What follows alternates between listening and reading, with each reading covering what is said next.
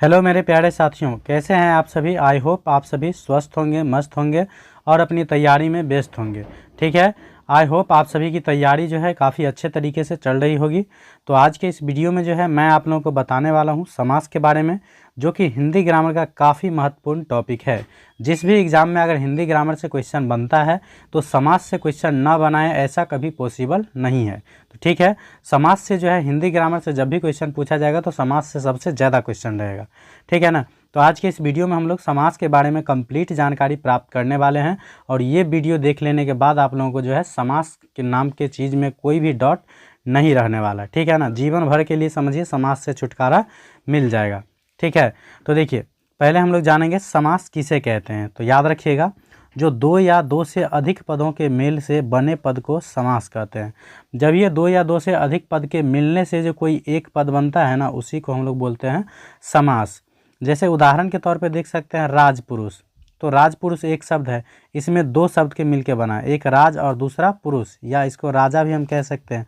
राजा और पुरुष दो शब्द के मिल से बनता है, इसीलिए इसको हम क्या बोलेंगे, समास बोलेंगे। जैसे उदाहरण दूसरा देख सकते हैं, जो रसोई घर। तो रसोई घर में दो शब्द कौन कौन है, तो एक है रसोई और दूसरा है घर। तो इस दोनों को जब हम मिला देंगे तो ये क्या हो जाएगा, रसोई घर। तो उम्मीद है आप लोग समझ गए होंगे, जो जब ये दो या दो से अधिक पदों के मिलने से एक पद बनता है तो उसको हम लोग बोलेंगे समास। ठीक है ना। उसके बाद बोला जा रहा है, जो समास शब्द का शाब्दिक अर्थ है संक्षिप्तीकरण। मतलब समास का मतलब ही होता है संक्षिप्तीकरण, मतलब उसको शॉर्ट करना। ठीक है ना, इसीलिए दो या दो से अधिक पदों के मिलने से जो पद बनता है उसी को हम बोलेंगे समास। तो जैसा यहाँ की बताया जा रहा है, जो सिर्फ नाम याद रखना है, परिभाषा समझाने की जिम्मेदारी मेरी है। तो बिल्कुल सेम टू सेम होगा, आप लोगों को सिर्फ नाम याद रखना है। तो समास उम्मीद करता हूँ समझ गए होंगे। उसके बाद चलते हैं समास के भेद की ओर। तो कोई पूछेगा समास के कितने भेद होते हैं, तो 10th में तो जनरली यही पूछ लिया जाता है, जो समास के कितने भेद होते हैं। ठीक है ना। तो याद रखिएगा, समास के कुल 6 भेद होते हैं। पहला तत्पुरुष समास, दूसरा कर्मधारय समास, तीसरा द्वंद्व समास, चौथा द्विगु समास, पाँचवा अव्ययी भाव समास और छठा बोल सकते हैं बहुब्रीहि समास। तो ये नाम आप लोगों को सिर्फ याद रख लेना है, बाकी के बारे में मैं कंप्लीट जानकारी जो है आप लोगों को वीडियो देखते देखते याद करवा दूंगा। तो चलिए पहला हम जानते हैं तत्पुरुष समास के बारे में। तो तत्पुरुष समास से पहले मैं आप लोगों को बताना चाहूँगा, सबसे पहले मैं बताऊँगा द्विगु समास के बारे में। चलिए, द्विगु समास किसे कहते हैं। तो देखिए, द्वि का मतलब क्या होता है, इस प्रकार से जो लिखा रहता है द्वि, द्वि का मतलब क्या होता है, दो। तो दो क्या है, एक संख्या है। दो क्या है, संख्या है। तो याद रखिए, जिस समास का पूर्व पद संख्यावाचक हो, संख्यावाचक विशेषण हो, उसको हम बोलेंगे, क्या बोलेंगे, तो द्विगु समास। सिंपली याद रखिएगा, जो जिस समासिक पद का जो है पहला पद जो है ना, स्टार्टिंग वाला, ये क्या आ जाना चाहिए, संख्यावाचक आ जाना चाहिए। तो उसको हम लोग क्या बोलेंगे, तो उसको बोलेंगे द्विगु। जैसे पंचवटी, तो ये पंच का मतलब क्या होता है, 5, ये क्या है, एक संख्या है। जैसे दोपहर, यहाँ क्या है, दो, दो का मतलब दो। जैसे चौराहा, तो 4 राहों का समूह, तो यहाँ भी पहला पद संख्यावाचक। छमाही मतलब 6 महीने के बाद। ठीक है ना। तिमाही मतलब 3 महीने के बाद। तो ये सभी पद जो है, इसके पहला पद क्या है, संख्यावाचक है। तो सिंपली याद रखिएगा, जो जिस समास का पहला पद संख्यावाचक हो उसको हम लोग बोलेंगे द्विगु समास। तो चलिए, द्विगु समास में कभी कन्फ्यूजन नहीं रहेगा, ये मैं उम्मीद करता हूँ। द्विगु के बाद मैं आप लोगों को बता देता हूँ द्वंद्व समास के बारे में। द्वंद्व समास किसको बोलेंगे, तो परिभाषा याद न रहे कोई मतलब नहीं है। चलिए, परिभाषा को मैं छोड़ भी दूंगा तो भी आप लोगों को समझा सकता हूँ। जो याद रखिएगा, बीच में जो है ये योजक चिन्ह रहता है। अगर योजक चिन्ह नहीं भी रहे तो ये याद रखिएगा, जो ये दोनों पद जो है एक दूसरे का क्या रहेगा, विलोम रहेगा। विलोम कहने का मतलब उल्टा। यहाँ जो भी दो पद दिया रहेगा वो एक दूसरे के क्या रहेंगे, उल्टा। हो सकता है बीच वाला योजक चिन्ह नहीं दिया रहा हो, लेकिन जो भी दो शब्द रहेगा, याद रखिएगा, ध्यान से देखिएगा, तो वो दोनों शब्द एक दूसरे के विलोम रहेंगे। जैसे माता पिता, पाप पुण्य, भाई बहन, दाल रोटी, गुण दोष, नर नारी, राधा कृष्ण, इसी प्रकार शिव पार्वती भी हम बोल सकते हैं। ठीक है, तो ये सभी हो जाएगा आप लोगों को द्वंद्व समास का उदाहरण। तो उम्मीद है द्विगु और द्वंद्व आप लोगों को समझ में आ गया होगा। उसके बाद मैं चलूँगा आप लोगों को बहुब्रीहि समास की ओर। ठीक है ना। बहुब्रीहि समास में क्या याद रखना है, जो इस समास में जो है कोई भी पद प्रधान नहीं होता है और इसका समस्त पद मिल करके किसी अन्य पद का बोध करवाता है, ठीक है ना। इसमें कोई भी पद प्रधान नहीं होता है और इसका समस्त पद मिलने के बाद एक नए पद का बोध कराता है।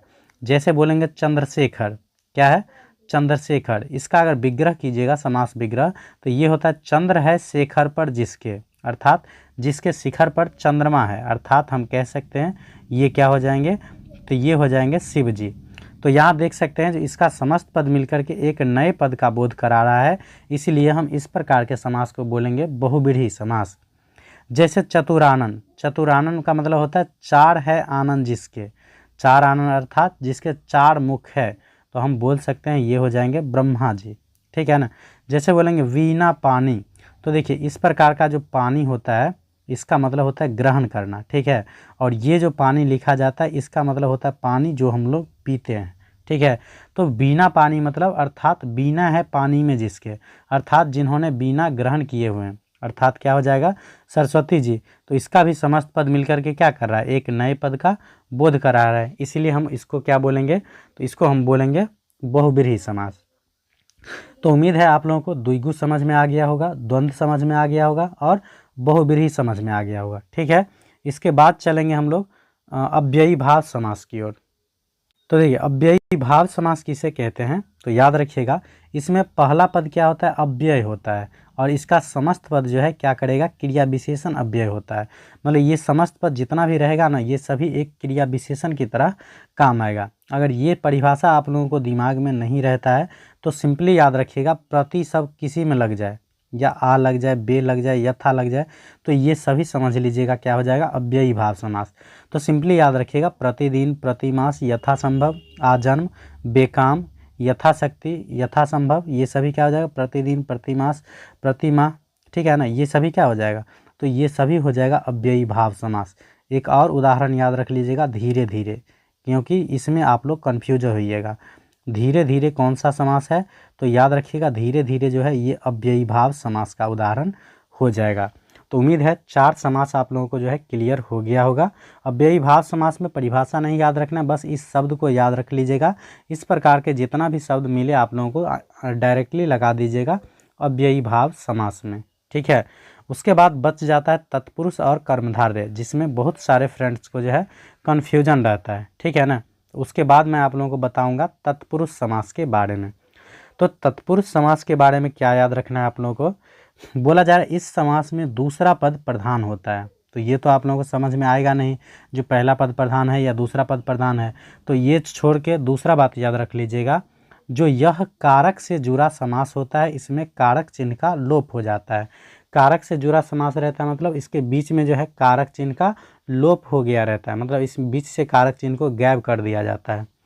जैसे बोलेंगे देशभक्ति, तो देशभक्ति को अगर हम समास विग्रह करेंगे तो ये हो जाएगा देश के लिए भक्ति। तो यहाँ के लिए को क्या कर दिया गया है, गैप कर दिया गया है।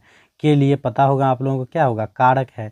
तो ये कारक चिन्ह को जब बीच में से लोप कर दिया जाता है तो उसको बोला जाता है तत्पुरुष समास। तो देशभक्ति क्या हो जाएगा, तत्पुरुष समास। जैसे हो जाएगा राजपुत्र, राजपुत्र को अगर आप समास विग्रह कीजिएगा तो राजा का पुत्र, तो इसमें भी का को क्या कर दिया गया है, लोप कर दिया गया है। तो का क्या है, कारक चिन्ह है। तो जिस समास में भी कारक चिन्ह का लोप हो जाता है उसको बोलेंगे तत्पुरुष समास, ठीक है। जैसे हो जाएगा रसोई घर, रसोई घर को समास विग्रह कीजिएगा तो रसोई के लिए घर, तो यहाँ भी इसमें क्या देख रहे हैं, के लिए को हटा दिया गया है। तो जब भी कारक वाले चिन्ह का बीच से लोप हुआ रहेगा तो उसको हम लोग समझेंगे सिंपली तत्पुरुष समास। जैसे स्वर्ग प्राप्त मतलब स्वर्ग को प्राप्त, तो यहाँ भी को का क्या हो गया है, लोप हो गया है। तो सिंपली समझ लीजिएगा जो तत्पुरुष समास को जो है कारक वाला समास बोला जाता है, इसमें बीच का जो कारक चिन्ह होता है उसको लोप कर दिया जाता है। तो उम्मीद है आप लोगों को तत्पुरुष समास भी समझ में आ गया होगा। उसके बाद तत्पुरुष के बाद चलते हैं हम लोग कर्मधारय समास की ओर। तो कर्मधारय समास में सिंपली याद रखना है आप लोगों को, जो इस समास का उत्तर पद प्रधान होता है, ये भी आप लोगों को याद नहीं रहेगा। सिंपली याद रखिएगा जो इस समास में विशेषण विशेष से या उपमा उपमेय से मिलकर बनता है। विशेष से विशेषण मतलब लगेगा ये एक दूसरे का विशेषण बता रहे हैं। जैसे चरण कमल मतलब जिसका कमल हो, मतलब जिसका चरण हो कमल के समान, मतलब कमल के समान चरण, ठीक है ना। जैसे नील गगन मतलब नीला है जो गगन, ये दोनों एक दूसरे का क्या करेंगे, विशेष से विशेषण। जैसे चंद्रमुख मतलब चंद्र के जैसा है जिसका मुख, तो समझिएगा जिसमें भी मतलब लगे कि एक दूसरे पद का मतलब तुलना हो रहा है या विशेष से विशेषण बता रहा है। तुलना करने का मतलब चरण कमल मतलब क्या, जिसका चरण हो कमल के समान। नील गगन मतलब क्या, ऐसा गगन जो नीला हो, ठीक है ना। जब भी विशेष से विशेषण वाला शब्द नज़र आ जाए तो सिंपली समझ लीजिएगा वो हो जाएगा कर्मधारय समास। तो ठीक है, तो चलिए आज के इस वीडियो में जो है मैं आप लोगों को समास के बारे में कंप्लीट जानकारी दे दिया हूँ। उम्मीद करता हूँ आप लोगों को समझ में आ गया होगा समास। तो चलिए एक बार मैं शॉर्ट में रिवाइज करवा देता हूँ।